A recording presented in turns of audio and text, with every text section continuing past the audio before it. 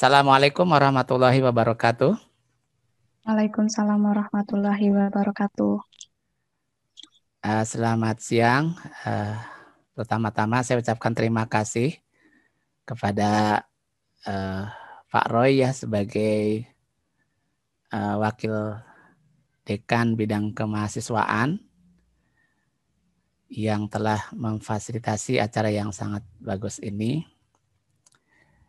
Dan juga saya ucapkan terima kasih kepada mahasiswa, mahasiswi yang hadir pada kesempatan ini. Saya sangat bergembira sekali karena pada kesempatan ini cukup banyak yang hadir dalam acara yang sangat penting ini, yaitu adalah soft skill ya temanya. Jadi pada kesempatan ini saya diberikan tugas untuk menyampaikan satu sesi, yaitu terkait dengan bagaimana tip-tip meraih sukses mendapatkan beasiswa ya, S2 ya, dan boleh jadi mungkin S3 begitu ya. Jadi seperti itu. Baik, mungkin sebelum saya mulai ya, sebentar mungkin ada sedikit ini apa namanya, saya stop share dulu.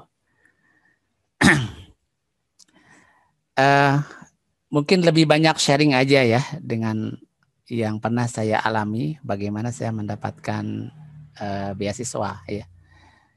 Jadi saya mendapatkan beasiswa mungkin sejak S1 ya, S1 beasiswa, S2 juga beasiswa, karya siswa, kemudian S3 juga beasiswa. Jadi beasiswa Monbusho atau Monbukagakusho ya dari pemerintah Jepang. Kemudian juga beasiswa, bukan beasiswa ya, funding postdoc dari The World Academy of Science, Trieste, Italia. Tahun terakhir ya 2015 di University Saint Malaysia. Jadi sebagian besar ya sejak kuliah saya persis hanya menggunakan beasiswa begitu. Dan jadi mungkin kepada mahasiswa-mahasiswa sekalian ya di Fakultas MIPA yang tertarik untuk melanjutkan kuliah juga bisa memanfaatkan peluang-peluang yang ada. Karena begitu banyak sekali sekarang ini ya lembaga-lembaga pemberi beasiswa begitu. Kalau dulu sangat terbatas sekali. Jadi kita sebagai dosen untuk mendapatkan beasiswa S3 itu biasanya mengandalkan pemerintahan luar ya. Misalkan kalau Jerman itu ada DAAD dulu itu, kemudian Australia ada ADS, kemudian Jepang ada Monbusho begitu. Kemudian Amerika ada Fulbright ya, dan banyak sekali ya. Jadi masing-masing negara maju biasanya menyediakan beasiswa. Jadi waktu itu banyak sekali ya teman-teman yang hunting untuk beasiswa dan mengumpulkan informasi. Dan informasi pada zaman dulu itu tidak seperti sekarang ya, sangat mudah sekali. Jadi setumpuk informasi dalam bentuk pengumuman ya, kertas-kertas ya, untuk bagaimana caranya melamar ya atau mengisi aplikasi untuk melanjutkan studi, terutama adalah hunting beasiswa. Jadi itu ya. Baik ya, saya akan mungkin share secara mendasar terlebih dahulu. Di sini sebentar saya akan buka dulu materinya.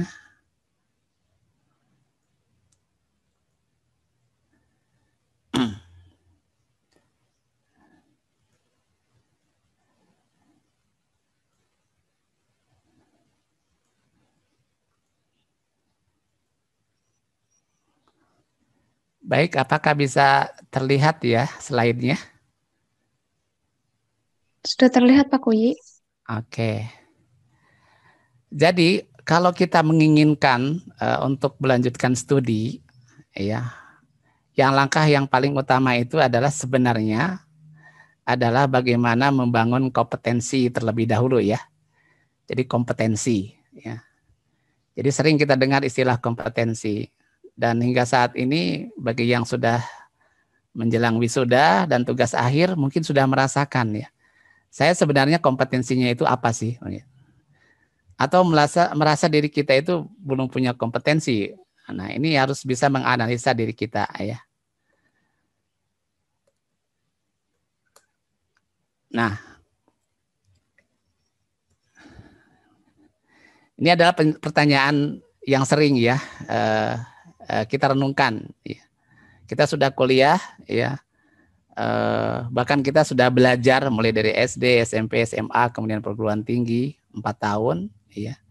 Kemudian apa sih sebenarnya yang menempel pada diri kita ini terkait dengan kompetensi? Ya. Paling tidak ada 3 hal ya yang ada di dalam diri kita terkait dengan kompetensi itu adalah knowledge, skill, attitude. Nah, walaupun ini pengertiannya sebenarnya pengertian tentang kompetensi tradisional, ya. Jadi mengapa dikatakan tradisional? Ya, artinya kita sebagai manusia, ya, kemudian belajar pasti ada knowledge begitu, ada pengetahuan di situ, dan kemudian skill juga kita memiliki keterampilan. Ya, kalau skill itu biasanya keterampilan laboratorium ya kalau di kimia, atau keterampilan yang sifatnya teknis, dan itu biasanya harus dikuasai. Dan nampaknya sekarang agak susah ya era pandemik ini karena kebanyakan lewat online, sehingga skill-skill untuk melatih diri kita ya terampil itu agak kurang.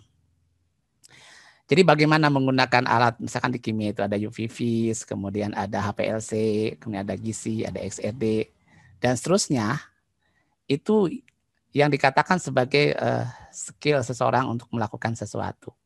Dan kemudian bekerja di laboratorium, begitu. Ini sangat penting sekali. Dan kemudian selain itu juga ada attitude, ya. Jadi ada sikap yang kemudian bisa kita miliki. Bagaimana kita bisa disiplin, bagaimana kita memiliki honesty ya, kejujuran, kemudian bagaimana kita bisa mengapresiasi orang lain dan sebagainya. Jadi itu kemudian terakumulasi sehingga orang memiliki kompetensi. Satu di antara 3 ini tidak ada, maka tidak balance ya. Jadi akan kemudian bermasalah dan tidak bisa mendukung ya karir kita ke depan. Jadi ini harus dikembangkan. Tapi sekalian, ada satu pengertian lagi yang mungkin lebih berkembang ya, lebih berkembang. Jadi kompetensi tidak hanya sekedar knowledge, pengetahuan, kemudian skill, kemudian attitude. Tetapi lebih jauh lagi ya, supaya seseorang itu kemudian bisa adaptable ya, kemudian bisa survive dan bahkan menciptakan sesuatu, maka kompetensi itu harus lebih ya, harus lebih banyak lagi unsurnya. Ya, makanya ada istilah professional action competence. Jadi ini lebih ke arah kompetensi profesional ya tindakan. Artinya apa? Artinya berbeda dengan kompetensi yang dulu ya. Mungkin contoh sederhananya adalah orang yang kemudian bisa eksis, survive, mengembangkan perusahaan. Itu karena dia memiliki diantaranya adalah methodological, technical, sosial, dan individual. Methodological itu sangat penting sekali ya. Jadi methodological itu adalah ketika kita mendapatkan sebuah informasi, maka informasi itu kemudian kita memprosesnya, mengolahnya dengan metode yang telah kita miliki, dan kemudian kita bisa menghasilkan sesuatu atau inovasi-inovasi yang baru yang bisa ya survive ya. Jadi seperti itu.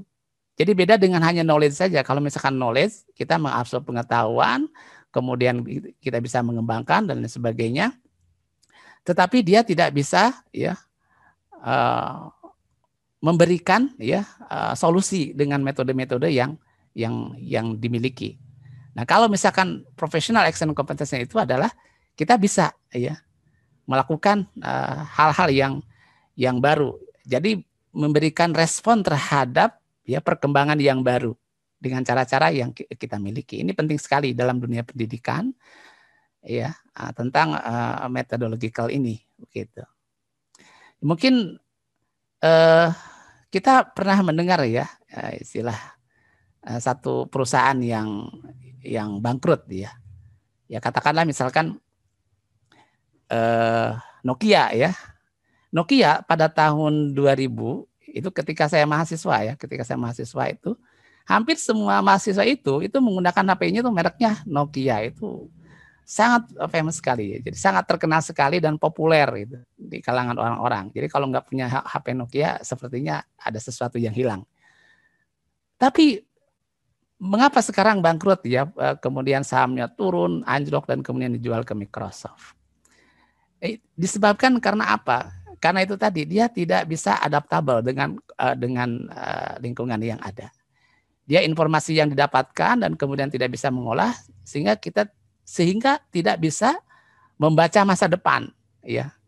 Waktu itu CEO-nya itu, ya, ketika melihat fenomena inovasi baru tentang Android, dia tidak mempelajari itu, begitu kan? Dia hanya menggunakan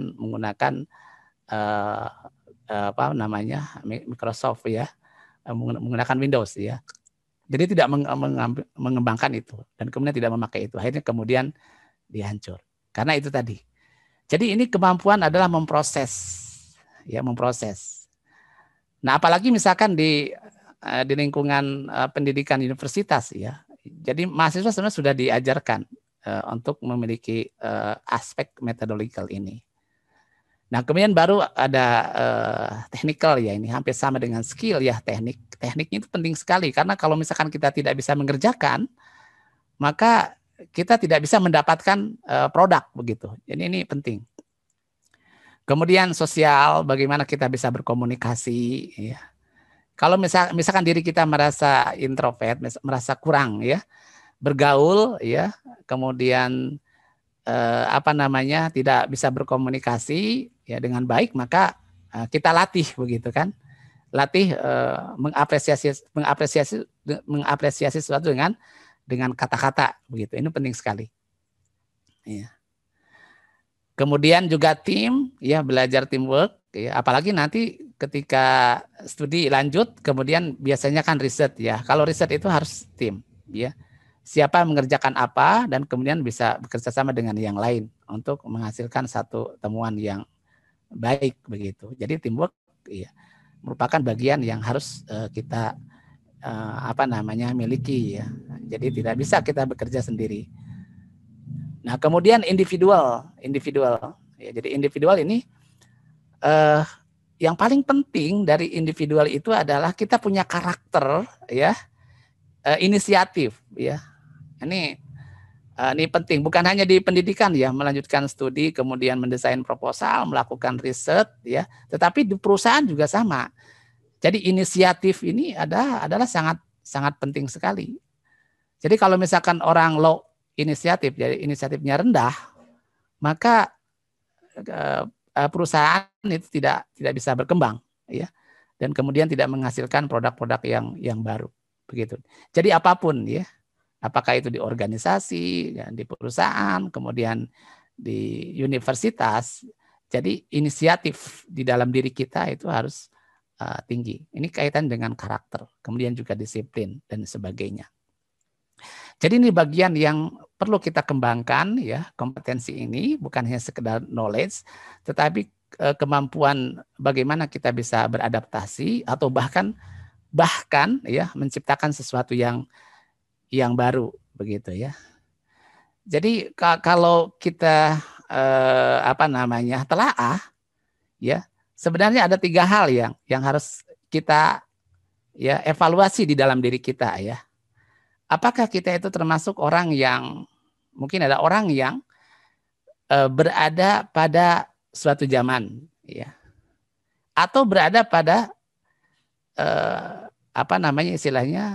berada pada zaman, atau orang yang mampu mengikuti zaman, atau ada orang yang mampu menciptakan zaman, begitu, ya. Jadi ada 3 nih. Kita termasuk yang mana?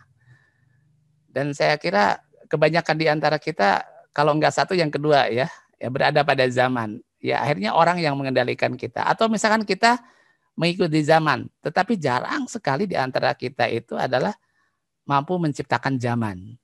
Begitu. Dan sekarang ini adalah zaman sudah tercipta. Ya, coba kita renungkan siapa yang menciptakan zaman saat ini? Ada WA, ada Google, ya kan? Ada apa namanya istilahnya? Ada AI, begitu kan? Ya, semuanya terkoneksi dengan internet dan sebagainya. Ada Google Map. Kira-kira yang menciptakan zaman seperti sekarang ini siapa sih? Begitu kan? Ya. Oh ternyata orang-orang yang ada di sana, misalkan di perusahaan-perusahaan yang ada di California, misalkan ya, yang kita kenal dengan Silicon Valley. Ya, ada Google perusahaannya, kemudian ada Microsoft, kemudian ada Adobe, kemudian ada Hewlett Packard, kemudian banyak lagi perusahaan-perusahaan semiconductor yang kemudian mereka memiliki visi yang sangat besar, itu adalah untuk menciptakan zaman. Ya, sehingga akhirnya ya kita di sini ya paling tidak itu bisa adaptabel dengan zaman yang mereka ciptakan. Ya. Ya nanti suatu saat ya apa namanya orang-orang kita juga harus memiliki terobosan yang baru seperti mereka. Itu mampu menciptakan zaman. Ya. Mampu menciptakan sebuah perusahaan, menciptakan pekerjaan dan sebagainya, itu sesuatu yang luar biasa. Ya. Nah, ini adalah masih seputar kompetensi ya.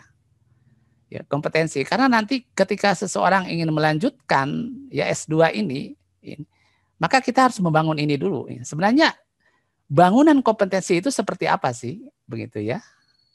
Yang paling mendasar, yang paling dalam itu adalah motif. Ya motif, trait, motif gitu kan.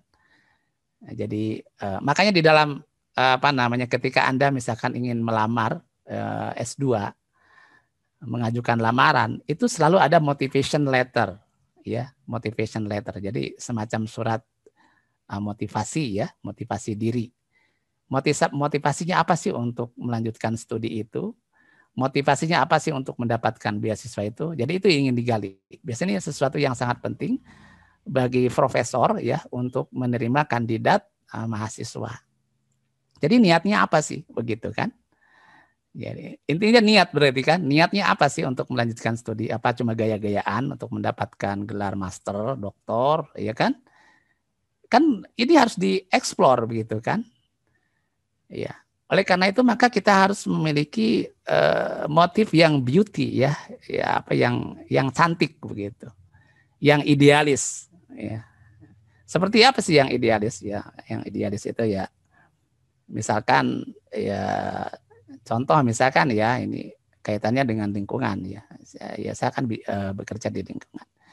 Misalkan ya Indonesia itu sedang menghadapi problem masalah lingkungan, misalkan industri-industri mengeluarkan limbahnya tanpa memproses terdahulu, dan itu sangat membahayakan masa depan, itu kan, mencemari perairan dan sebagainya. Saya ingin menghabiskan, ya saya ingin apa namanya mendivotkan ya seluruh hidup untuk memecahkan masalah ini, begitu kan. Sisa hidup saya ya digunakan ya untuk menggali pengetahuan ini dan kemudian untuk apa namanya untuk menyelesaikan persoalan-persoalan ini. Jadi itu motif ya yang mendasar. Tapi kan orang banyak beda-beda motif ini. Ya. Makanya di dalam Islam itu niat itu adalah sesuatu yang sangat fundamental ya. Jadi seseorang itu ya aktivitasnya, amalnya itu kan tergantung niatnya. Kalau niatnya udah buruk ya maka tidak dilihat lagi amalnya, itu pasti buruk ya. Jadi ini sangat penting sekali. Baru kemudian adalah self konsepnya. Jadi konsep diri itu harus tahu. Jadi kita melihat diri kita ya. Kemudian bagaimana orang lain melihat diri kita. Ya, ini penting sekali ya. Ya. Sehingga kita bisa melihat kekurangan kita. Oh, misalkan kita itu adalah ya saya itu adalah orangnya ternyata apa namanya tidak suka bergaul, misalkan menyendiri.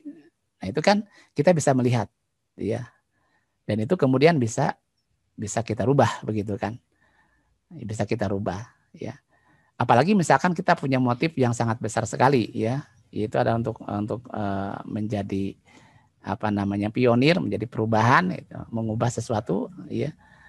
Maka ya kita harus memiliki konsep diri yang bagus, ya, supaya persepsi orang terhadap kita juga bagus. Kemudian juga attitude-nya, kemudian nilai-nilainya. Nah, ini akan terefleksikan, ya, kalau misalkan niatnya bagus, maka akan lahir, ya, dari diri kita itu sesuatu yang bagus, ya. Jadi beda kalau misalkan niatnya untuk mendapatkan sesuatu apa namanya istilahnya position saja, gitu kan, tidak yang substansi, maka akan kelihatan, ya. Jadi sikapnya akan kelihatan dan orang akan bisa menilai. Jadi ini sangat penting sekali. Dan kemudian baru kita akan berada pada lingkungan di mana knowledge itu masuk, skill itu masuk, gitu kan. Knowledge itu kan kaitan dengan lingkungan. Di kampus ada lingkungannya itu akademis, ya, knowledge pengetahuan itu masuk, dan itu kemudian semuanya akan membentuk, ya, perilaku behavior kita itu seperti apa, profil kita itu seperti apa. Itu adalah kontribusi, ya, dari apa yang ada di dalam diri kita, itu kan. Kemudian apa yang kita dapatkan dari lingkungan kita, apa yang kita dapatkan dari pengetahuan kita, ya, sehingga kemudian menjadi sebuah perilaku. Nah, ini penting. Dan setiap mahasiswa pasti berbeda-beda, ya, walaupun berada pada kampus yang sama, kemudian departemen yang sama, ya. Karena dia tidak berinteraksi selamanya selama 24 jam kan di kampus, tapi juga dia bisa berorganisasi dengan yang lain, ada organisasi A, organisasi B, organisasi dan seterusnya. Dan itu yang akan membentuk karakter atau behavior. Oke. Nah, oleh karena itu, maka yang perlu kita lakukan itu kita harus mengidentifikasi kekuatan. Sebenarnya kelebihan kita ini, ya, apa sih? Ini penting, ya, untuk melanjutkan studi ini, untuk menggali kelebihan kita. Supaya tidak salah ngambil program studi, begitu kan. Jadi nanti mengambil program studi itu ada yang linear, ada yang tidak linear, begitu. Ya, maksudnya yang tidak linear itu beda dengan S1-nya, ya. Atau ada mirip-mirip, ya, tidak linear. Kalau yang linear kan masih sejauh kimia, ambil kimia, matematika, nanti mungkin lebih spesifik lagi terkait dengan matematik, ya. Itu linear, fisika juga sama. Tapi ada kalanya misalkan tidak linear, yang misalnya manajemen itu kan tidak linear. Ya, apakah boleh tidak linear, ya? Ya, selama kemudian bisa diakomodir oleh profesornya itu masih boleh. Tapi yang paling penting, ya, yang harus kita miliki itu apa sih sebenarnya yang menonjol dari diri kita itu? Maka kekuatan. Untuk melihat itu kita harus melihat buktinya. Buktinya sih apa, gitu kan. Ya. Kalau kita misalkan menonjolnya di keilmuan, itu kan harus bukti. Buktinya apa? Oh, saya mendapatkan juara LKTI, lomba karya tulis ilmiah, itu kan. Itu kan menonjol. Oh, saya bisa publikasi di jurnal ilmiah. Nah, itu kan ada bukti, begitu kan. Jadi bukti-bukti itu bisa menguatkan, oh, kita itu menonjolnya sebenarnya di sini, di akademisi, begitu. Kalau menonjolnya misalkan di bisnis, ya, kita bisa membangun atau menjual barang itu sangat banyak, ya, dan menguntungkan, ya, berarti kemampuan marketingnya bagus. Nah, itu kan bisa kita digali. Nah, kalau misalkan masih kadang kita kesulitan, ya, menilai diri kita, sebenarnya kelebihan kita itu di mana? Itu bisa menggunakan alat bantu, ya. Ya, bisa menggunakan talent mapping, ya, atau dengan psikolog. Jadi ada di situ metodenya, ya, sehingga kita bisa menganalisis, oh, ternyata, ya, kelebihan kita itu di sini. Dan kalau misalkan tidak dikembangkan itu kan sayang, begitu. Ya, padahal seseorang itu memiliki kekuatan yang nantinya menjadi ilmuwan besar, tetapi tidak dikembangkan karena tidak ada pengembangan diri, dia tidak melanjutkan studi, begitu kan? Ya, hanya berdiam diri saja, begitu. Ya, artinya tidak akan pernah berkembang, ya. Gitu.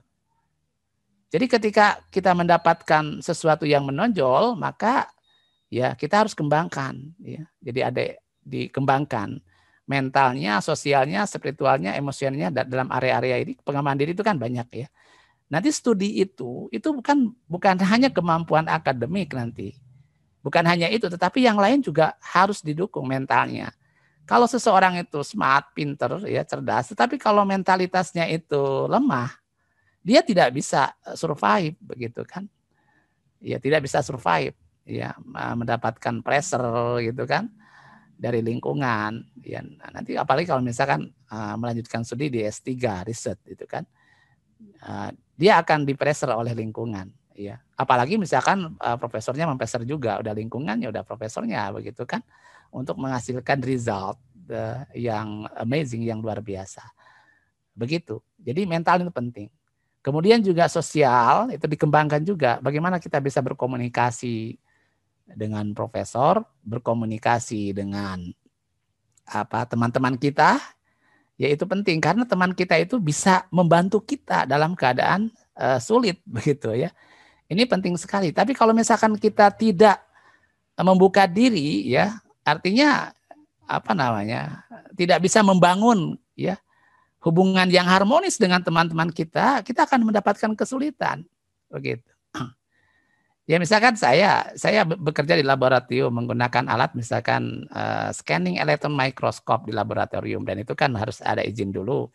Kan yang membantu karena saya tidak bisa bahasa Jepang, itu kan yang membantu kan teman, begitu kan? Kemudian juga kalau sendirian kan malam-malam itu kan semangat kita biasanya kendor. Kan ada teman yang menemani gitu kan. Ya, sampai kemudian teman saya tertidur gitu. Tertidur di laboratorium karena gara-gara menunggu saya melakukan eksperimen, begitu. Ya. Jadi disebabkan kenapa? Karena kita membangun hubungan yang baik ya dengan teman. Ya. Jadi apalagi di Jepang, karena di Jepang itu tidak ada teknisi ya. Kalau misalkan Anda nanti melanjutkan kuliah di Jepang, tidak ada teknis, semuanya dilakukan oleh sendiri. Ya. Dan kemudian diajari teknisnya itu biasanya oleh kakak kelasnya, atau oleh teman yang sudah tahu. Tetapi kalau misalkan mereka tidak mau, ya kita tidak bisa melakukan apa-apa. Nah, jadi ini penting. Kemudian area pengembangan spiritual, ini di hubungan kita dengan Sang Pencipta, ini harus kita ya, karena kita adalah orang yang beragama ya, bukan agnostik. Jadi spiritual ya, ini juga penting karena ketika kita menghadapi situasi yang sangat berat ya, kita kembali kepada Allah Subhanahu wa taala ya, yang menciptakan kita. Ya, sehingga kita menjadi lebih tenang. Kemudian emosional juga harus dikembangkan. Artinya kita bisa mengendalikan diri ya. Ya. Bukan berarti bahwa kita tidak boleh emosi. Emosi bisa, tetapi kita mampu mengendalikan dan tepat ya pada tempatnya, begitu. Misalkan kalau misalkan kita menjadi seorang aktivis lingkungan, ya, kalau lingkungan kita rusak kemudian kita tidak marah, itu kan tanda tanya juga, begitu kan. Jadi emosi ini bisa kita kendalikan dan harus ada pada tempatnya. Kemudian fisik juga harus dikembangkan, ya. Ya fisik ini penting gitu untuk studi lanjut, ya. Jangan dianggap remeh. Ya. Jadi kesehatan paru-parunya, kesehatan darahnya, ya.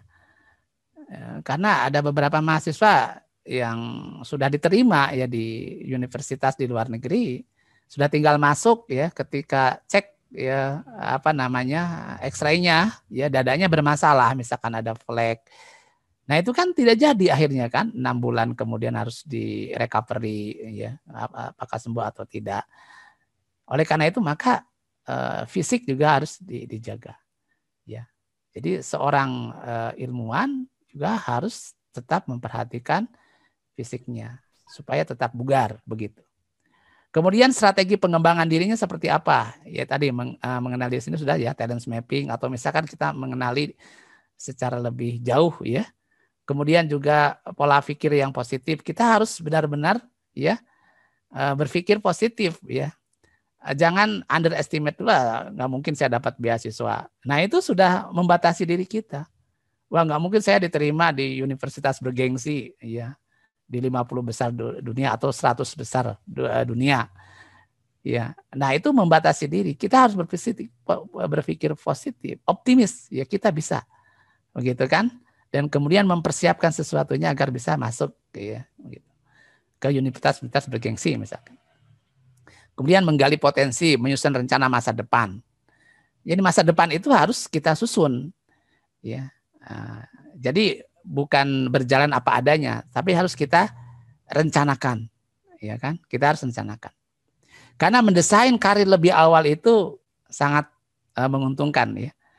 Jadi banyak sekali orang-orang tua yang sekarang itu menyesal itu kan ketika masuk kuliah itu kan. Dia tidak punya rencana gitu kan, asal masuk aja kuliah. Masuk kuliah sehingga jurusannya itu bukan jurusan yang diinginkan oleh dia. Jadi asal masuk kuliah aja begitu kan, karena teman-temannya kuliah di situ. Nah, atau lebih parah lagi, kita tidak punya planning dalam diri kita ya. Kita kuliah hanya melaksanakan agenda orang tua. Orang tuanya pengen kuliah di fakultas misalkan kedokteran, misalkan ekonomi. Sebenarnya anaknya tidak. Ya, akhirnya apa? Akhirnya tidak optimal. Ya, jadi ini sangat penting sekali. Ya, mungkin ada berapa orang di sini yang kuliahnya itu mungkin bukan karena keinginan sendiri. Ini bermasalah ya. Kalau bukan keinginan sendiri ini, ya, jadi keinginan orang lain. Jadi tidak akan menjadi expert atau tidak akan menjadi ahli, begitu. Nah ini ada satu film yang sangat menarik ya. Ini film Amerika itu kan. Jadi ada anak-anak ya orang-orang apa namanya istilahnya kaya yang menyekolahkan di SMA favorit di Amerika supaya dapat diterima di universitas bergengsi ya. Dan ternyata anak-anak itu ya sebenarnya adalah melaksanakan agenda keinginan orang tuanya untuk bisa diterima di universitas ini, universitas itu yang bergengsi. Tapi sebenarnya dia hanya apa namanya mengikuti ya apa adanya aja. Jadi tidak punya visi, tidak punya misi, tidak mengenali dirinya begitu kan. Tetapi ada satu guru ya yang mengajarkan ya anak itu bisa mengenali dirinya dan mengapresiasi keinginannya sampai kemudian ya lahirnya ide-ide atau keinginan dari anak tersebut untuk menjadi seseorang yang sesuai dengan keinginannya. Salah satunya adalah si anak yang ingin mengembangkan seni ya, art dia mengembangkan. Walaupun kemudian terjadi clash ya dengan orang tuanya dan akhirnya kemudian sampai anaknya bunuh diri ya. Kemudian gurunya itu dipecat ya karena mengajarkan sesuatu yang tidak benar ya, tanda kutip begitu kan. Nah, tetapi akhirnya itu menjadi sebuah pelajaran yang sangat menarik bahwa seseorang itu ya dia harus berkembang ya atas dasar keinginan dirinya untuk mengembangkan diri, bukan keinginan orang lain. Nah, mengembangkan lebih awal apa yang harus dipelajari ya, mengembangkan karir lebih awal atau sejak dini ini manfaatnya banyak ya. Ini manfaatnya banyak. Kita juga harus memperhatikan faktor ya internal dan eksternal, kemudian kita juga harus memperhatikan, mempelajari tahapan dalam merancang itu seperti apa, memulainya, berpikir, menganalisis, planning, kemudian mencoba, mengerjakan, kerjakan lagi, begitu kan? Ya, karena boleh jadi ketika kita ingin ya mendapatkan beasiswa di universitas yang bergengsi, kita gagal, tapi kemudian coba lagi, gagal lagi, coba lagi, sampai kemudian bisa berhasil, begitu. Nah, keuntungan untuk merancang karir sejak dini ini, kita memiliki yang pertama ketegasan tujuan, ya. Jadi tujuan kita itu sudah jelas, menjadi seseorang, ya, yang memiliki apakah misalkan seseorang yang memiliki keahlian sebagai ilmuwan, misalkan ilmuwan yang menginspirasi, atau sebagai entrepreneur, begitu kan, sebagai businessman yang berpengetahuan. Ya. Jadi kalau misalkan sudah punya ketegasan tujuan, nanti dalam hidup kita ini akan fokus. Gitu. Kemudian aktivitas juga lebih terarah. Jadi organisasi yang kita lakukan itu adalah untuk mendukung arah karir kita ke depan. Begitu. Ya. Jadi kalau misalkan tidak ketegasan tujuan kita ke depan itu apa, maka kadang kita melakukan aktivitas-aktivitas yang tidak relevan. Ya bahkan kemudian aktivitasnya jadi banyak ya, jadi aktif di organisasi ini, organisasi itu dan sebagainya, sehingga tidak terarah begitu kan. Begitu kan. Tapi kalau misalkan tujuannya itu jelas, itu kan, maka tentu saja aktivitasnya itu akan diarahkan ke arah yang ke arah tujuan. Kemudian kejelasan rencana, tindakan, dan persiapan sumber daya yang dibutuhkan, itu dari awal sudah disiapkan. Kemudian antisipasi yang variatif terhadap berbagai kendala. Nah ini yang sering diajarkan ya di universitas. Ya. Seorang mahasiswa itu harus mampu menyusun ya alternatif atau plan ya lebih dari satu. Ya, terutama di dalam riset itu sebenarnya sudah diajarkan, sudah dididik. Jadi ada plan A, kemudian ada plan B, gitu kan? Jadi kalau misalkan plan A tidak berhasil, maka tidak berhenti di situ, gitu kan? Dia melakukan plan B, gitu. Biasanya kenapa mahasiswa itu kemudian menghilang? Gitu. Setelah penelitian gagal terus, menghilang, kemudian dikerjakan, setelah 1 tahun kemudian kembali lagi, datang lagi. Ya disebabkan karena kegagalan, itu disebabkan karena dia tidak memiliki alternatif, gitu, plan B, begitu. Dan ini harus menjadi sebuah karakter ya atau behavior ya, behavior. Jadi plan A, plan B, plan C itu bukan hanya diajarkan oleh intelijen saja, tetapi juga oleh diri kita, apalagi oleh seorang saintis atau orang ilmuwan itu kan, apalagi entrepreneur gitu kan. Kalau sudah gagal stuck di situ, udah ya. Ya seperti tadi ya, bos CEO ya CEO apa namanya Nokia gitu kan. Ya, dia menggunakan software ya yang tidak populer begitu kan, ya, selain Android begitu kan. Stuck di situ, gagal di situ, dia udah aja di situ kemudian. Ya. Seharusnya kan berpikir alternatif kalau memang ingin survive begitu. Jadi segala apapun ya supaya kita berhasil ya. Katakanlah yang sederhana saja misalkan ya aktivitas webinar ini panitianya siapa nih? Ya, ada nggak plan B-nya? Kalau misalkan koneksi internet yang dilakukan itu nanti apa putus itu mati atau misalkan listriknya mati, berarti kan berhenti ya. Nah, gitu. Ada nggak alternatif lain? Nah, itu seharusnya kan ada alternatif yang lain ya. Bisa menggunakan apa namanya network jaringan yang lain atau menggunakan HP dan sebagainya. Itu harus dipertimbangkan.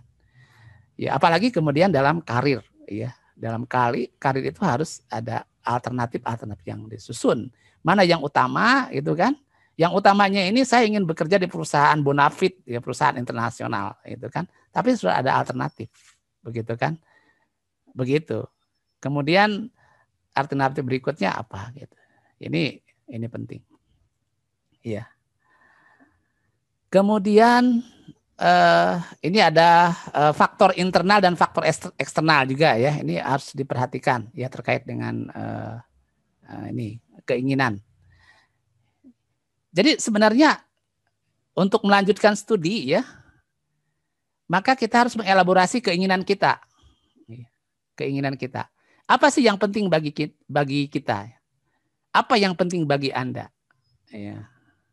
Apa yang baik bagi Anda? Apa yang ingin Anda capai? Ini harus didefinitifkan dengan jelas ya. Soalnya orang beda-beda ya. Yang penting bagi saya itu kan uang gitu, money, uang. Wah, ini beda kan. Yang baik bagi saya itu kesejahteraan misalkan, sejahtera baik. Apa yang Anda ingin capai? Yang saya inginkan itu menjadi orang yang terkaya di RT ya, se-RT ya. Gitu bisa aja kan, menjadi orang yang terkaya se-Indonesia atau misalkan seluruh dunia luar biasa itu kan seperti itu. Ini orang itu beda-beda ya, yang ingin Anda capai. Ya, misalkan yang penting bagi Anda itu apa? Yang penting bagi saya itu adalah misalkan inventor, menemukan sesuatu yang baru. Nah, ini adalah tipe ilmuwan berarti kan seperti itu kan. Ingin mencari sesuatu yang itu karena sesuatu yang penting. Yang baik bagi saya adalah kebahagiaan. Ya, yang penting bagi saya itu bahagia gitu kan. Walaupun tidak mendapatkan uang yang banyak, bahagia, ide-ide saya bisa diterima, itu kan. Nah, kemudian apa yang ingin Anda capai? Saya ingin mencapai yang ingin Anda capai adalah menjadi ilmuwan misalkan yang menginspirasi begitu. Jadi ini bebas ya. Ya, jadi bebas. Tetapi saya sarankan ya yang ingin Anda capai itu adalah sesuatu yang substansi ya, sesuatu yang substansi. Nah, begitu. Maksudnya apa sih yang sesuatu yang substansi itu? Kan ada orang yang misalkan saya ingin jadi dokter, itu sebenarnya adalah keinginan apa namanya ya flat ya, artinya belum substansi. Yang substansi itu adalah saya ingin menjadi ahli ya, apa namanya istilahnya, ahli untuk mengobati kanker di Indonesia ya. Nah, itu kan sudah substansi begitu kan. Ya. Jadi seperti itu, keinginan itu substansi. Saya ingin menjadi profesor, ya itu kan enggak substansi. Yang substansi itu adalah saya ingin menjadi seorang misalkan ilmuwan yang memberikan kontribusi kepada dunia. Nah, itu substansi gitu kan. Ada kontribusinya. Karena sekarang kan bisa aja misalkan ya banyak profesor tetapi tidak juga memberikan kontribusi misalkan ya, itu yang tidak diharapkan gitu. Jadi ini yang harus substansinya. Kemudian jadi apa namanya jadi presiden ya. Bisa aja kan keinginannya jadi presiden. Nah, seharusnya yang substansinya ada saya ingin menjadi Indonesia itu ya menjadi negara maju, modern, ya demokratis gitu kan, adil, makmur, dan kemudian bisa disegani oleh masyarakat dunia. Wah, ini keren. Jadi artinya kita mengetengahkan keinginan itu pada visi ya, misi yang dibawa, yang substansi, begitu. Karena saat masyarakat global saat ini yang dibutuhkan itu keahlian, ya, bukan title, bukan jabatan. Oh, jabatannya ini apa namanya tinggi sekali, profesor. Jabatannya presiden. Jabatannya apa? Menteri. Jabatannya apa namanya? Ya, direktur, tapi dia tidak memberikan kontribusi pada perubahan-perubahan dunia. Ya, jadi ini sangat penting sekali. Kemudian kekuatan ya, ini tadi sudah jelaskan ya, kekuatan sudah. Kemudian kelemahan juga kita harus dalami ya, karena setiap individu itu pasti punya kelemahan, berbagai hal yang negatif pada diri Anda atau berbagai hal yang perlu dikembangkan. Ya, yang negatifnya itu harus diubah ya. Ya, belajar ya, mengubah ya. Seperti misalkan saya tidak bisa berbicara di depan publik ya. Kira-kira gimana ya caranya ya? Nah, itu harus ada mencari cara gimana saya bisa berbicara di depan orang begitu kan. Saya tidak bisa mempengaruhi orang gitu kan. Karena saya selalu menjadi korban dipengaruhi orang. Nah, belajar gitu kan, itu yang hal yang menjadi kelemahan kita itu harus kita tahu dan kemudian harus kita ubah menjadi lebih baik begitu. Dan kemudian faktor eksternal itu banyak ya. Nah, ini yang sangat penting ya. Nah, sekarang juga Anda itu dilema ya. Ya, saya melihat dari wajah-wajah Anda itu dilema. Ini mau pilih yang mana ya? Apakah mau bekerja sebagai seorang karyawan atau bisnis ya, wira swasta, atau melanjutkan kuliah? Nah, apalagi di tengah pandemik seperti ini ya. Ya, jadi semuanya serba galau ya. Karena untuk membuat pilihan itu agak susah gitu. Dan hidup itu adalah pilihan ya kan. Kita hidup itu adalah untuk memilih. Ya. Jadi hidup itu adalah memilih. Maka oleh karena itu maka kita harus memilih ya yang bijaksana begitu kan. Yang bijaksana itu artinya ya sesuai dengan kondisi yang kita miliki mulai dari SDM-nya ya, kemudian kapasitas yang kita miliki. Jadi memang harus benar-benar bijaksana. Nah, jadi pilihan itu kan banyak ya. Ya, tadi yang sudah dibahas tentunya ya, untuk masuk menjadi seorang karyawan atau worker ya, employee, karyawan, pegawai ya. Nah, kemudian apakah menjadi wira swasta gitu kan? Wira swasta atau entrepreneur. Atau menjadi pekerja juga, tapi ada pekerja yang lebih tinggi ya, knowledge worker ya, pekerja yang memiliki pengetahuan. Kayak programmer, designer, system analyst, technical writer, teacher, trainer, lecturer, profesional ya. Jadi nah bagi knowledge worker, kemudian entrepreneur, how knowledge entrepreneur ya, ini juga apa namanya istilahnya membutuhkan pengetahuan begitu kan. membutuhkan pengetahuan. Tinggal Anda itu menentukan saya mau di mana nih, begitu kan? Menjadi entrepreneur, ya, begitu. Jadi ada kelebihannya, ada kekurangannya. Kalau entrepreneur itu tentu saja wira swasta lebih banyak kebebasan dalam menentukan beban kerja dan jam kerja, ya. Tapi peluang-peluang kegagalannya juga sangat sangat tinggi, ya. Kemudian kompetitifnya juga sangat tinggi menjadi entrepreneur wira swasta. Anda misalkan bisnis sesuatu, ya, maka Anda harus mengenali, ya, kompetitornya itu siapa, itu kan harus melihat seperti itu, ya. Tapi kalau misalkan orang, ya, fashionnya di situ, ya, itu bisa enjoy, ya, enjoy. Oh, ini fleksibel gitu, menuangkan ide-idenya, merebut peluang itu. Ya, tapi bagi orang yang fashionnya bukan di situ, stres begitu kan. Ya, akan stres gitu. Oleh karena itu lihat fashion mana yang bisa membuat enjoy. Ternyata di knowledge worker, misalkan menjadi researcher. Researcher bagi entrepreneur atau wira swasta itu sesuatu yang mumet gitu. Tapi bagi orang tertentu enjoy, ini menikmati sesuatu yang luar biasa, menciptakan hal-hal yang baru, mengelaborasi pengetahuan dan sebagainya. Nah, ini adalah pilihan-pilihan karir itu harus didasari atas, ya, self pengetahuan diri, ya. Ya. Jadi pengetahuan diri kita tentang diri kita. Iya. Jadi ini penting untuk diketahui, ya, sekarang ini. Ya. Dan kita jarang sekali, ya, menjadi orang yang kemudian di kita, ya, mendirikan perusahaan-perusahaan besar, ya, seperti misalkan Alibaba atau Amazon gitu kan. Nah, sekarang Amazon itu, bos Amazon itu orang yang terkaya kan sekarang itu. Ya, di era pandemi ketika yang lain itu bubar, gulung tikar, ya, mereka malah meraup keuntungan yang banyak karena orang beralih kepada pasar online gitu kan. Ya. Ini salah satunya adalah bos Amazon yang kekayaannya sekitar berapa? Mungkin 2.700-an triliun. 2.700 triliun. Kita nggak bisa kebayang, ya, banyaknya uang itu. Ya, tapi lebih banyak utang kita, ya, 6.500 triliun.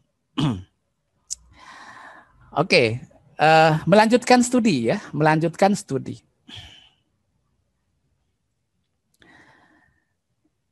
Ya.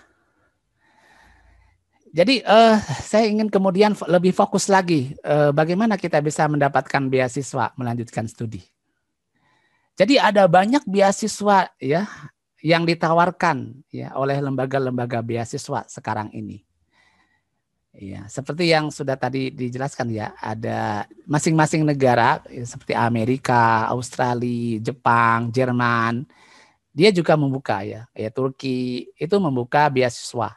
Jadi memang bagi mahasiswa-mahasiswi yang masih, ya, memiliki passion, ya, untuk mengembangkan knowledge-nya, pengetahuannya, itu bisa, ya, mengejar peluang ini, ya. Jadi melanjutkan studi, begitu.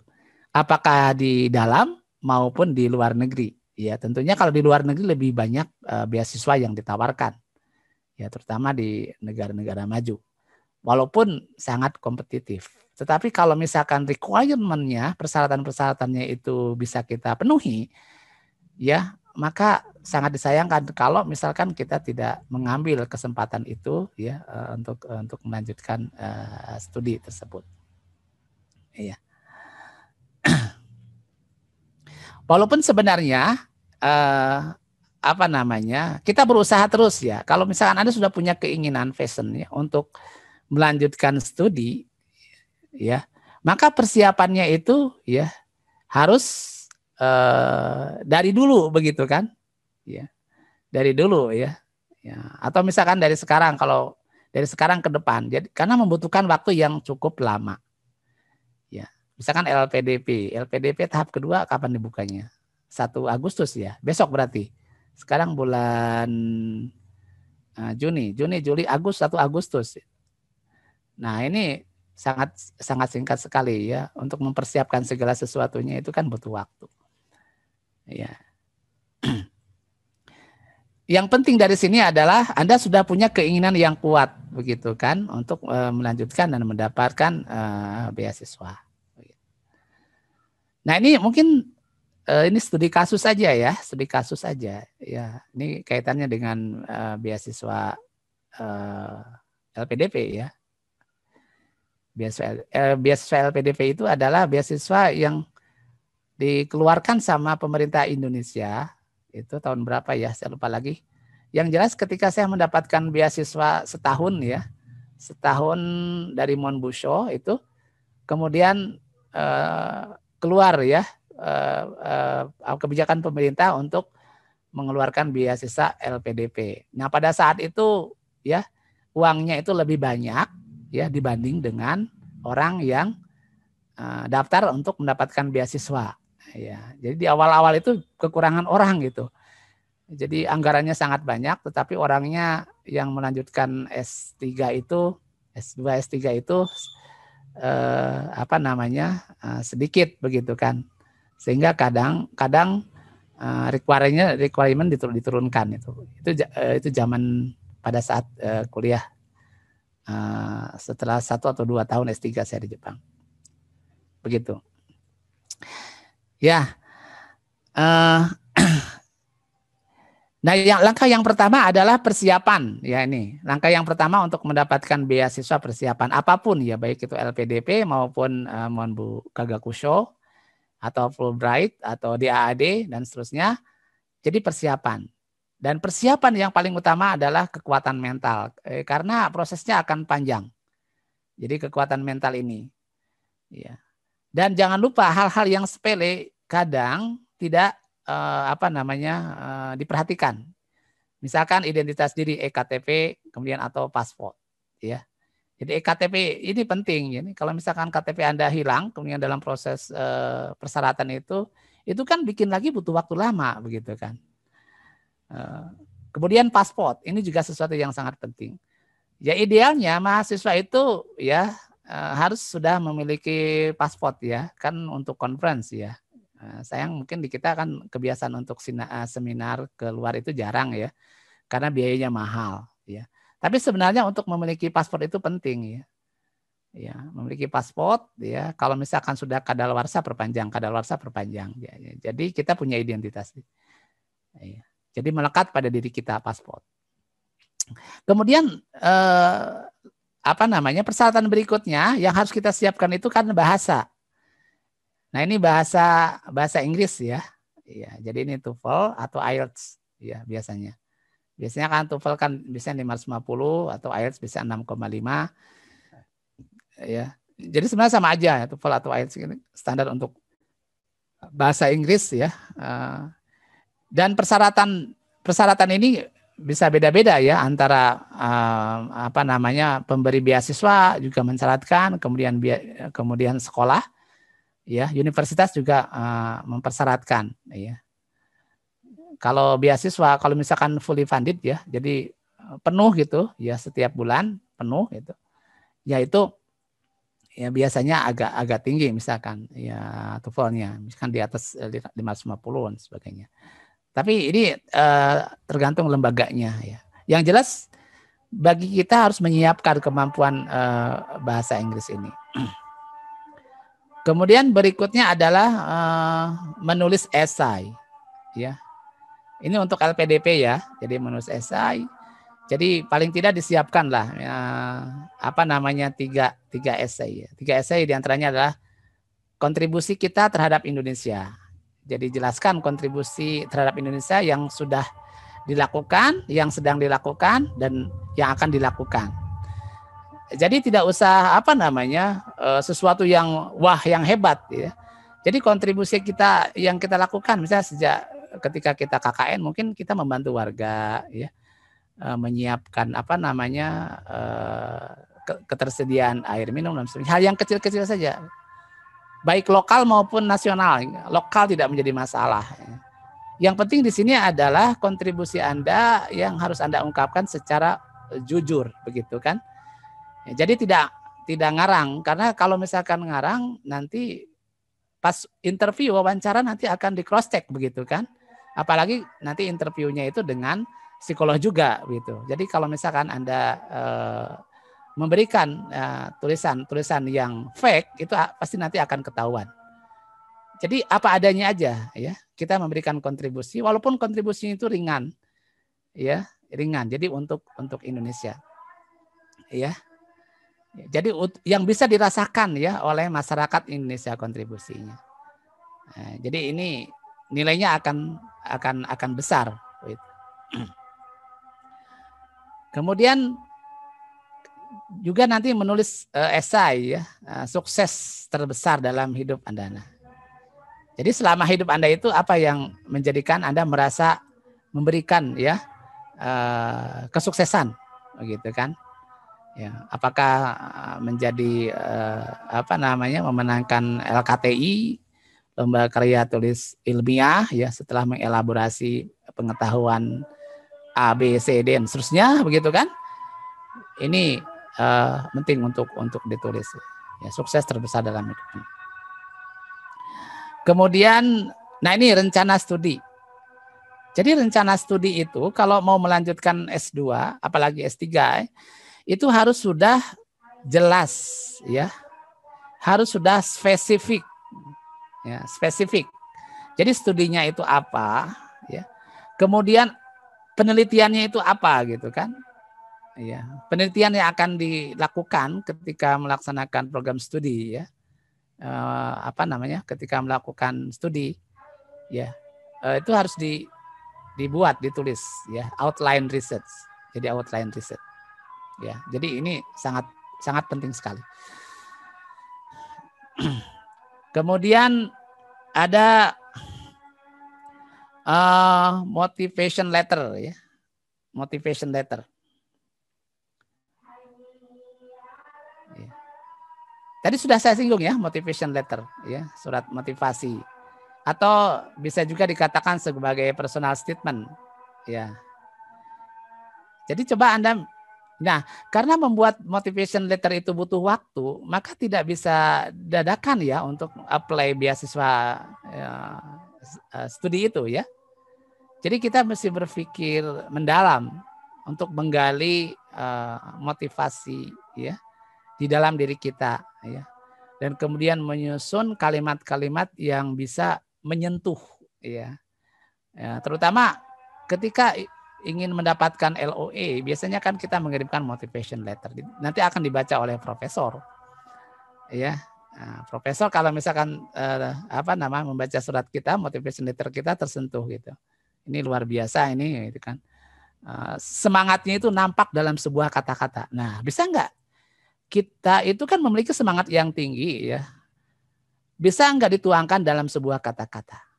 Kita memiliki idealisme yang sangat besar, yang sangat tinggi. Bisa enggak dituangkan dalam sebuah kalimat? Nah, ini penting ya. Ya, kalimat dalam bahasa Inggris kalau misalkan untuk keluar itu kan, motivation letter. Ya. Jadi ada dua hal ya yang mungkin perlu kita tuliskan di motivation letter itu, motivasi atau tujuan kita untuk melanjutkan studi itu. Dan kemudian sebenarnya kita itu layak enggak sih gitu kan? Karena profesor ingin melihat kelayakan kita. Nah, di situ kita harus mengelaborasi ya prestasi yang kita miliki, ya sudah melakukan apa gitu kan. Kalau misalkan publikasi ya berarti kan publikasi ya jurnal ilmiah gitu kan. Kemudian juga menyampaikan sesuatu yang meyakinkan bahwa kita itu memang layak untuk melanjutkan studi S2 dan kemudian bisa mendapatkan beasiswa. Dan kemudian berikutnya ya, recommendation letter. Ya, recommendation letter. Jadi ini juga harus disiapkan, ya. Jangan mendadak juga. Ya. Jadi recommendation letter itu adalah surat rekomendasi yang mengenal diri kita, ya, yang mengenal kemampuan kita. Ya biasanya ya dosen ya yang membimbing Anda, ya profesor yang membimbing Anda. Ya semakin famous orangnya itu peluangnya itu semakin besar. Ya, misalkan yang memberikan rekomendasi itu adalah profesor, kemudian kontribusinya di dalam masyarakat ilmiah itu menonjol begitu kan. Dan ini akan mendapatkan prioritas yang besar karena ya profesor di sana akan melihat itu recommendation letter. Jadi recommendation letter, ya biasanya paling tidak 2 ya ini disiapkan. Ya. Kemudian kita harus menyiapkan CV, ya CV ya biodata nih yang relevan. Ya. Kalau misalkan untuk beasiswa keluar, ya berarti kan dalam bentuk bahasa Inggris. Nah, untuk menyiapkan CV yang baik itu kan butuh waktu juga, begitu kan? Ya, dan ini harus kita lihat ini CV-nya itu untuk beasiswa program studi apa misalkan. Nah, kemudian kita harus mengumpulkan data-data yang mendukung ya terhadap program studi tersebut. Ya, ada relevansinya dan itu ideal kalau seperti itu kan CV-nya. Ya kalau misalkan tentu saja kalau publikasi, kalau ada publikasi itu sangat bagus sekali ya di CV kita. Begitu. Dan kemudian mendapatkan letter of acceptance, LOA. Ini jadi kalau misalkan kita mendaftar ke universitas di luar negeri, nanti kita akan mendapatkan surat penerimaan, namanya adalah LOA. Ya, nanti biasanya beasiswa kayak LPDP itu akan lebih mudah kalau misalkan kita sudah mendapatkan LOA. Ya. Nih, kadang misalkan kita dapat beasiswa dulu atau LOA dulu. Nih, ini 2 hal yang berbeda ya. Kalau LOA kan diterima di universitas, kalau beasiswa itu kan lembaga lain begitu kan. Nah, idealnya itu dua-duanya begitu kan. Tapi kalau misalkan milih salah satu, yang paling penting LOE ya, LOE. Karena kalau misalkan kita sudah mendapatkan LOE, kemudian beasiswanya belum dapat, kita bisa tunda begitu kan, bisa tunda semester depannya lagi begitu kan. Untuk kita komunikasikan kepada apa namanya ya universitas ya, kepada profesor misalkan. Tapi yang lebih enak lagi itu biasanya kalau dulu saya mendapatkan biasa Monbusho itu di Monbusho itu kan ada 2 jenis ya, ada G2G, ada U2U ya. Kalau G2G itu adalah government to government ya, prosesnya itu beda dengan universitas to universitas begitu kan. Kalau government to government itu lewat embassy. Jadi memang Anda harus berkomunikasi dengan kedutaan besar Jepang di sana, bagaimana cara mendapatkan beasiswa Monbusho dan persyaratan-persyaratannya apa saja begitu kan. Nanti Anda apply di situ dan kemudian juga berusaha juga untuk mendapatkan LOE di profesor Jepang dan kemudian baru nanti diurus ya. Nah, yang lebih menguntungkan lagi adalah U2U ya, university to university. Nah, ini istilahnya cuma nggak tahu nih istilahnya asalnya dari mana, yang penting U2U. Kalau saya sepertinya U2U ya. Saya juga nggak tahu ini istilahnya apa U2U atau apa. Yang jelas saya cuma apply untuk melanjutkan studi S3 itu ketika ada pengumuman di Tohoku ya. Jadi mengisi formulir ya. Diisi formulirnya ya lengkap, nama, dan kemudian ada recommendation letter, ada motivation letter, kemudian ada CV begitu kan dan sebagainya begitu. Tapi ketika saya sebelum memberikan lamaran ke Tohoku University, itu sebelumnya saya sudah menjalin komunikasi dengan salah satu profesor yang tidak saya kenal gitu. Ya, jadi searching aja di internet kan, oh ini ada profesor yang bidangnya sama dengan material chemistry, ya fotokatalis. Saya suratin begitu, ya. Karena saya paling sering ya memberikan surat lewat email itu. Ada ke Pohang Postek University di Korea Selatan, itu juga famous juga universitasnya. Juga saya pernah, kemudian ke berbagai universitas, jadi ada beberapa universitas saya profesornya ya, saya langsung ke profesornya untuk berkomunikasi. Ya. Tetapi seperti biasa ya, tidak ada jawaban ya. Hanya dari Postek aja, profesor dari Pohang University dia memberikan jawaban, oke, tinggal diurus TOEFL-nya begitu kan.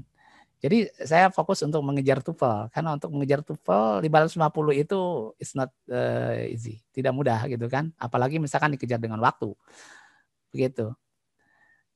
Kemudian ada kesempatan di Jepang, itu saya kirim email tetapi tidak pernah dibalas itu kan. Kemudian ke profesor yang lain juga, pernah ke beberapa profesor yang lain tetapi tidak ada balasan.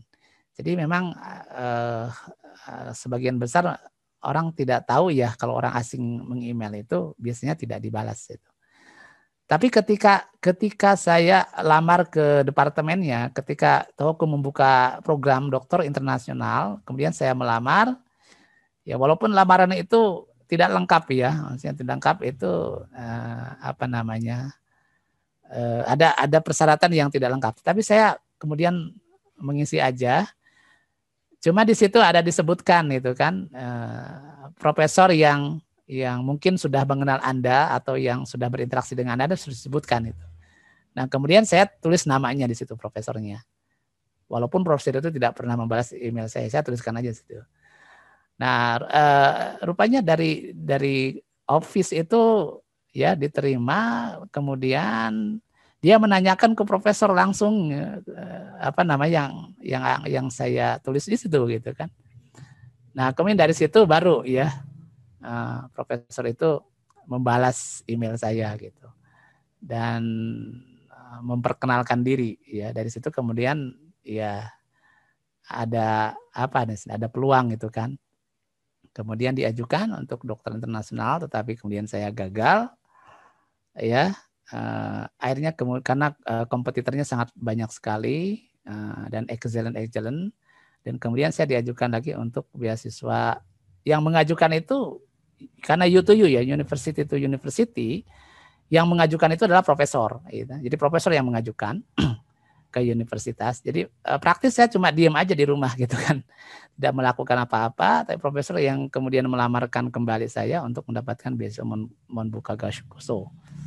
Dan kemudian sebelum apa namanya saya dilamarkan oleh profesor ke pihak beasiswa, dia bertanya dulu apakah saya bersedia ya untuk kemudian dilamarkan untuk mendapatkan beasiswa ke Max begitu kan. Cuma waktu itu saya jawabnya itu tunggu dulu ya, jadi nggak langsung mengiyakan ya. Ya, jadi tunggu dulu selama 2 minggu baru saya akan menjawabkan dia. Saya lupa waktu itu kenapa alasannya, saya sampai kemudian menunggu itu kan. Padahal ada rezeki ya. Nah, ditunggu selama 2 minggu, kemudian saya jawaban oke, ya. Kemudian akhirnya dilamarkan dan kemudian diterima. Jadi memang sangat simpel ternyata ya. Ada yang simpel, tapi proses pencariannya kan lama begitu kan. Ya, proses pencariannya itu saya berusaha untuk mendapatkan beasiswa di Searca juga ya, kemudian gagal gitu kan. Kemudian di ADS ya di Australia gagal juga ya. Jadi kemudian apalagi ya? Kemudian di Postek ya nggak dilanjutkan. Kemudian jadi banyak hal-hal yang kemudian di luar dugaan. Ternyata yang tidak diperhitungkan itu lolos begitu kan. Saya tidak pernah melirik Jepang saat itu. Mengapa? Karena sepertinya kulturnya berbeda dengan saya. Ya kulturnya, ya apa namanya, bahasanya juga. Ya saya mencari yang bahasa sehari-harinya ya bahasa Inggris lah begitu. Ya, tapi ya akhirnya kan apa namanya, peluang itu ada ya. Kita tidak boleh pilih-pilih ya. Kalau ada peluang yang kemudian relevan, ya hambatan-hambatan itu nanti bisa diatasi begitu. Nah, kemudian setelah mendapatkan LOE, kemudian wawancara ya. Wawancara. Ya, jadi wawancara ini di LPDP itu kan wawancara ya yang mengkonfirmasi apa yang kita tulis ya. Termasuk nanti essay biasanya gitu kan. Makanya ketika wawancara itu tadi kiat-kiatnya sepertinya sudah ya. Ini sama aja wawancara dengan perusahaan. Nah, jadi kita tidak boleh nervous ya, kita harus tenang begitu kan, harus confidence. Ya. Jadi apa namanya sama seperti wawancara dengan perusahaan ya. Cuma paling ditanya ini soal akademik ya, bukan soal company, soal perusahaan, tapi soal akademik dan kemudian non akademik ya. Biasanya ada psikolognya, kemudian ada akademiknya yang akan mewawancara. Oleh karena itu maka kita sampaikan apa adanya yang ada di dalam diri kita. Jadi tidak fake ya, kemudian tidak harus jujur gitu, dan kemudian bisa meyakinkan mereka semuanya sehingga bisa lolos ya. Karena pada saat ini kan kompetitornya banyak ya, berbeda dengan seperti dulu ya. Untuk mendapatkan beasiswa itu sangat banyak, pesertanya itu sangat banyak sekali ya untuk mendapatkan LPDP. Kita bersaing dengan yang lain. Tetapi kita tidak boleh hopeless ya. Oh, ini udah banyak yang masuk, hanya berapa persen yang diterima LPDP. Nah, itu artinya sudah membatasi diri kita ya. Nah, nanti Anda terjebak ya ke dalam sikap yang fatalistik ya. Kita harus optimis, mencoba ya, begitu. Oke. Nah, mungkin ini ada beberapa hal yang sebagai contoh ya, ini beasiswa LPDP karena ini paling populer gitu dan juga bergengsi, dan beasiswanya cukup besar kalau misalkan Anda bisa diterima misalkan di UK atau di Jepang atau di Amerika, karena beasiswanya itu hampir sama besarnya begitu, dengan misalkan di Jepang dengan Monbuso itu besarnya sama begitu kan. Jadi kalau misalkan Anda mendapatkan ini luar biasa. Nah, di sini ada tahap wawancara. Ya, di tahap ini para pewawancara akan menyaring mana kandidat yang paling memiliki karakter kepemimpinan, kemandirian, kepercayaan diri, nasionalisme ya, patriotisme, profesionalisme, integritas, dan kegigihan. Nah, ini nanti akan dilihat. Jadi bukan hanya sekedar faktor faktor akademik saja ya. Jadi bukan hanya sekedar faktor akademik, tetapi juga karakter ini menjadi peranan yang sangat penting. Begitu. Nah, kemudian aktif dalam berbagai kegiatan. Nah, ini siapa mahasiswa yang tidak pernah aktif di organisasi? Ini penting juga ya. Organisasi ya, apalagi misalkan di SMA-nya juga aktif di organisasi ya. Kemudian ketika jadi mahasiswa juga aktif di organisasi. Tapi jangan kebanyakan, karena kalau kebanyakan organisasinya nanti kuliahnya terbengkalai, nanti nilainya jelek gitu. Jadi ada organisasi yang digeluti dan kemudian Anda bisa berkontribusi di situ, sehingga kan bisa bercerita di situ. Ya. Atau misalkan organisasi di luar kampus ya, terkait dengan sosial kemasyarakatan gitu kan dan sebagainya bisa. Atau kegiatannya yang terkait dengan riset dan inovasi. Nah, ini penting ya untuk kita miliki selain kemampuan akademik. Begitu. Kemudian, nah ini melampirkan surat keterangan berbadan sehat. Ya.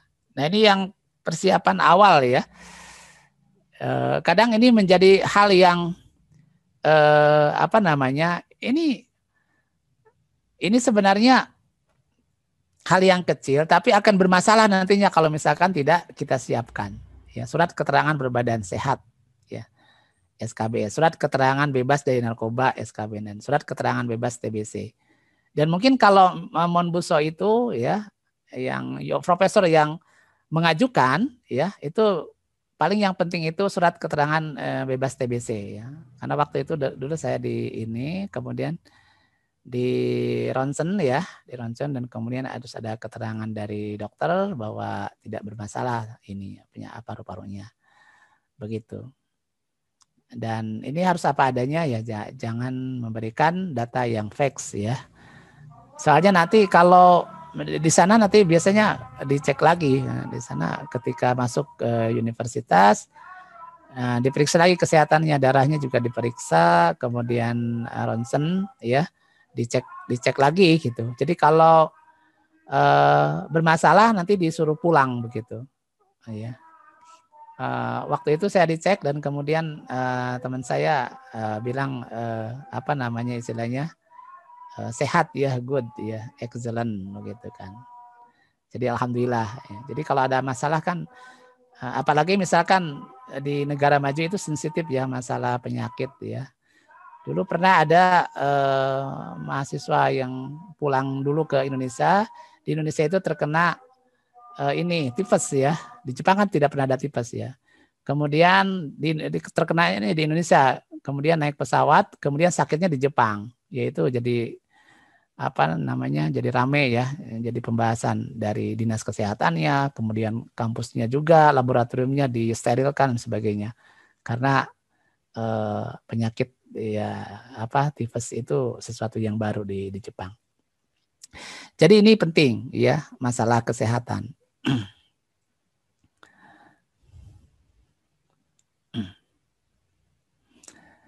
Nah, terkait dengan mempersiapkan esai. Nah, ini dari awal ya. Ya, kalau misalkan Anda punya keinginan yang benar-benar kuat ya, harus dari sekarang untuk membuat esainya.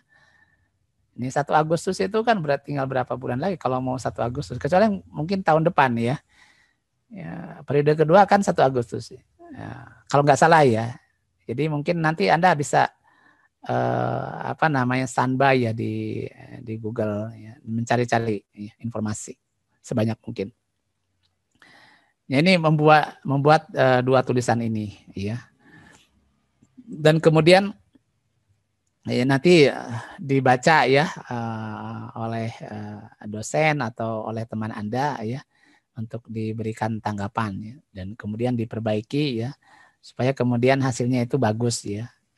Jadi mengelaborasi apa yang telah Anda miliki, mengelaborasi gagasan-gagasan Anda juga, pengalaman-pengalaman yang telah dilakukan sebagainya. Jadi secara jujur diekspresikan dalam esai ini.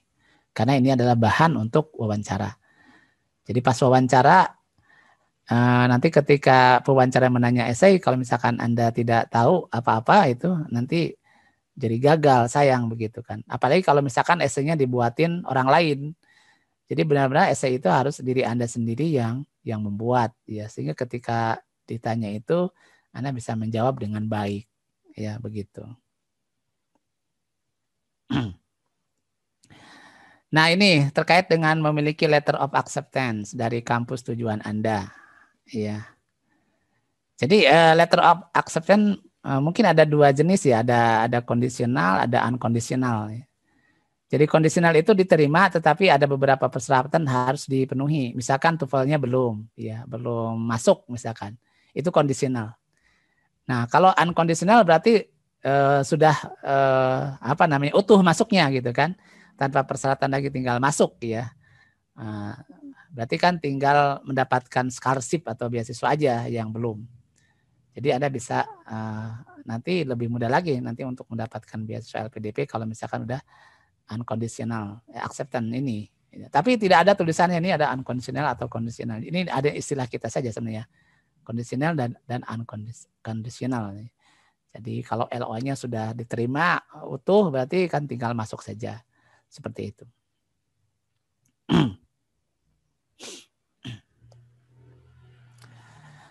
Nah, ini adalah infonya ya. Mungkin saya kira sebenarnya intinya ya ketika Anda punya minat keinginan untuk melanjutkan ya sering-seringlah ke apa namanya membuka informasi ya Google, kemudian YouTube ya, kemudian mendengar bagaimana orang mendapatkan beasiswa. Jadi memang harus begitu. Ya. Jadi di sini ada beasiswa, kemudian juga ada LPDP, Kementerian Keuangan, QID dan seterusnya. Ya, Anda bisa membuka dan kemudian bisa mempersiapkan dengan sebaik-baiknya. Jadi proses perjalanannya kan membutuhkan waktu yang cukup lama ya. Oleh karena itu maka persiapannya itu harus dari awal-awal. Jadi tidak bisa mendadak untuk mendapatkan beasiswa begitu. Ya.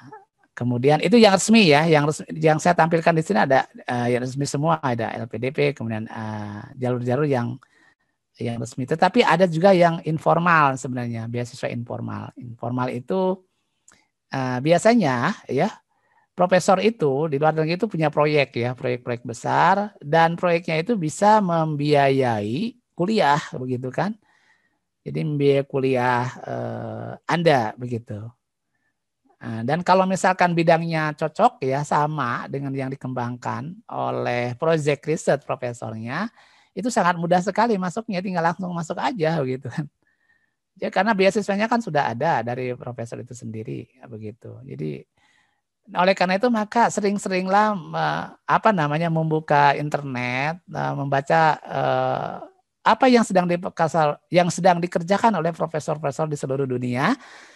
apa match-nya dengan kita begitu kan. Nah, ada match ya itu jalin komunikasi karena di situ kan ada peluang-peluang beasiswa yang tidak mesti harus melewati lembaga-lembaga beasiswa yang complicated ya dan persaingannya sangat berat begitu kan. Jadi peluang itu selalu ada ya jika kita tetap optimis insya Allah. Mungkin demikian ya sharing yang bisa saya sampaikan ya. Mudah-mudahan ada manfaatnya. Ya, terima kasih atas perhatian dan bersedia untuk bersama-sama di acara ini. Assalamualaikum warahmatullahi wabarakatuh. Waalaikumsalam warahmatullahi wabarakatuh. Terima kasih sekali kepada Pak Uyi yang telah memaparkan materinya. Tadi Pak Uyi telah sharing mengenai pengalaman beliau selama menempuh pendidikan magister dan doktoralnya. Selain itu, Pak Uyi juga memaparkan mengenai bagaimana apa saja yang perlu kita siapkan ketika kita akan melanjutkan studi kita, baik itu program magister ataupun doktoral. Seperti itu. Karena pemaparan materi telah selesai, kita akan langsung masuk ke sesi tanya jawab atau sesi diskusi. Untuk kakak-kakak calon wisudawan, khususnya apabila mempunyai pertanyaan terkait materi yang tadi disampaikan oleh Pak Uyi, bisa menanyakannya lewat chat ataupun bisa on mic. Seperti itu. Jika misalkan menanyakan lewat chat, silakan sebutkan nama, jurusan, dan angkatan. Mohon izin bertanya. Ya, silakan. Suara saya cukup terdengar dengan jelas atau tidak? Terdengar, Kak, tapi kecil sekali. Segini cukup nggak? Masih kecil, Kak. Untuk Pak Uyi gimana, Pak? Iya, terdengar. Baik. Begini Pak, kebetulan saya memiliki kendala untuk dalam penyusunan motivation letter karena kan saya sudah mencoba membaca beberapa contoh, ada beberapa yang menggunakan semacam kiasan sebagai pembuka, kemudian ada yang menggunakan bahasanya lebih ke komunikatif, ada juga yang menggunakan bahasanya lebih ke baku. Nah, selain dalam konteksnya itu penyusunannya ditulis dengan jujur, aspek lain apalagi sih yang sebenarnya menjadi poin penting sebuah motivation letter itu menjadi cukup baik? Mungkin dari tadi yang saya sebutkan itu dalam segi bahasa sebaiknya itu seperti apa, kemudian alur yang baik itu yang seperti apa ya Pak, apakah dari awalnya tuh dibukanya seperti apa gitu Pak, susunannya gitu Pak. Terima kasih Pak. Iya. Baik, ini pertanyaan sangat bagus sekali ya. Saya dulu waktu pertama kali membuat motivation letter itu sama sekali saya tidak tahu apa itu motivation letter gitu. Cuma di situ ada judulnya, ada kolom yang harus diisi tentang motivation letter. Kemudian saya mengisikan itu yang pertama itu adalah motivasi ya. Tentu saja pembukaannya, apalagi misalkan profesor Jepang ya. Pembukaan itu penting ya. Nah, ini juga penting ya. Nah, nanti mungkin perlu saya sampaikan juga ya untuk membuat surat ya lewat email atau apa. Jadi protokoler itu sangat penting. Misalkan dengan greeting awal ya, menggunakan dear profesor siapa, misalnya Profesor AB dan sebagainya. Kemudian ada pembukaannya tidak langsung gitu kan. Kemudian baru ada isinya, kemudian ada penutupnya, dan di akhir jangan lupa gitu kan. Harus ada kata-kata penutup ya, bisa sincere yours atau misalkan best regard, warm regard dan sebagainya. Kemudian baru nama, kemudian alamat kita ya, kita ada di mana itu, jadi jelas begitu kan. Jadi itu ada protokoler dalam melaksanakan email. Jadi kebiasaan-kebiasaan kita jangan dilakukan di tempat yang lain ya. Kalau misalkan Anda mengirimkan email ke dosen langsung saja. Tapi kalau di luar negeri itu forbidden ya, seperti itu ya. Jadi sehari-hari kita harus tetap dibuka dengan dear, kemudian bla bla bla dan seterusnya, harus warm regard atau best regards gitu, dan seterusnya. Jadi memang harus polite, harus sopan seperti itu. Baik, kembali ke motivation letter ya. Tadi memang ada dua hal yang mungkin harus ada di situ. Yang pertama itu adalah niat kita ya dalam hidup kita ini mendivotkan ya, mencurahkan segala kemampuan ya untuk sesuatu yang penting gitu kan. Misalkan ya Anda penelitiannya apa itu disampaikan spesifik ya. Jadi harus spesifik, harus jelas ya. Apalagi kalau misalkan kita kan sudah tahu ya yang harus kita ketahui itu profesor itu misalkan bidangnya apa. Jadi kita harus sudah mengarah ke sana sehingga berarti ketika profesor membaca motivation letter kita, ya kita dianggap sudah mengerti tentang problem yang dihadapi di dalam riset-riset itu. Ya, kemudian kita berikan di situ apa yang akan kita kontribusikan, apa kita yang lakukan di situ, dan itu harus clear dan harus jelas dengan bahasa yang. Nah, mungkin bahasa ini yang agak sulit karena kenapa? Karena kita bukan native speakers ya dalam bahasa Inggris. Rasa itu kan yang bisa merasakan itu adalah kita menulis bahasa Inggris yang bisa merasakan itu kan biasanya native speakers ya. Kalau kita hanya bisa mengerti, ya bahasa Inggrisnya mengerti, tapi yang merasakan itu adalah yang memiliki bahasa. Itu beda ya. Gitu. Makanya kalau kita menulis motivation letter ya kepada profesor misalkan di negara-negara yang bukan bahasa Inggris, itu sebenarnya lebih mudah begitu kan. Karena cukup untuk dipahami saja. Tetapi kalau misalkan Anda menulis motivation letter ke negara-negara yang sudah berbahasa Inggris, itu harus hati-hati. Karena mereka bukan hanya sekedar mengerti, tetapi merasakan bahasa itu. Ya. Nah, berarti kan harus dikomunikasikan dengan mungkin apa namanya? Kalau kita sudah menulis bahasa, tolong misalkan dicek ya ke apa namanya? Ke orang yang sudah biasa ya profesional ya dalam bahasa. Jadi ini nggak masalah ya minta bantuan ya ke orang yang profesional di dalam mengedit bahasa Inggris. Gimana sih pembukaannya yang bagus? Kemudian baru isi. Kemudian isinya itu kan bisa yang pertama itu adalah tentang motivasi. Yang kedua isinya adalah tentang apa namanya keahlian yang kita miliki ya dan kemudian apa yang kita kerjakan supaya profesor itu yakin oh ini orangnya itu memang layak untuk masuk di lab saya begitu kan. Jadi seperti itu. Jadi sebenarnya tidak ada yang baku harus bagaimana pembukaannya seperti apa begitu kan. Jadi sama seperti menulis surat-surat apa namanya biasa begitu kan. Dan bila perlu Anda harus meminta bantuan kepada editor profesional ya, English editor profesional ya supaya lebih yakin, terutama ke ini ya, ke negara-negara berbahasa Inggris. Jadi mungkin seperti itu.